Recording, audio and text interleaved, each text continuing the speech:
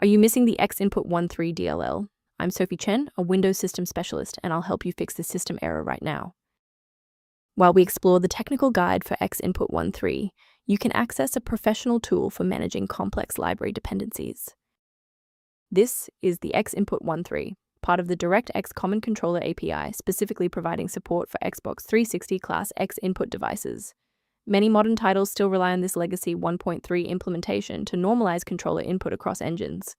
Without it, the game may fail to enumerate any connected gamepad, or it may crash immediately with an XInput13 DLL not found pop-up when initializing the input subsystem.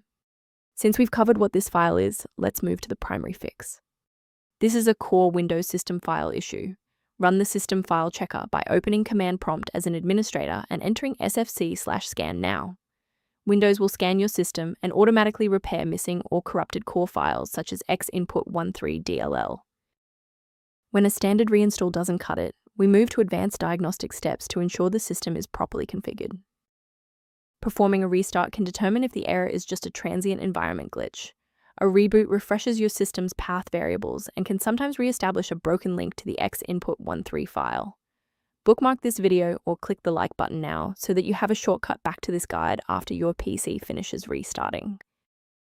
Restart unsuccessful? No problem. Let's jump straight into step 3. Remember to pause the video if you need to double-check your inputs. If you're still seeing that runtime message post-restart, it's time to reinstall the shared library components. First, go to Control Panel, then select Programs and Features. Second, find every Microsoft Visual C++ redistributable, 2005 through 2022. Third, right-click each and select Change, then select Repair.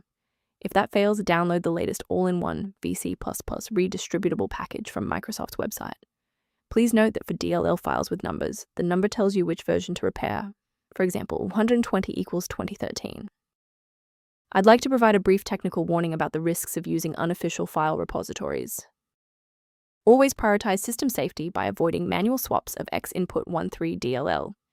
Downloading individual DLLs from third-party sites is a common way for hackers to inject spyware and ransomware directly into your operating system. To help keep your environment stable and prevent recurring errors, consider an automated maintenance utility for your system. If your workstation feels less efficient, the resource below provides background information on managing XInput13.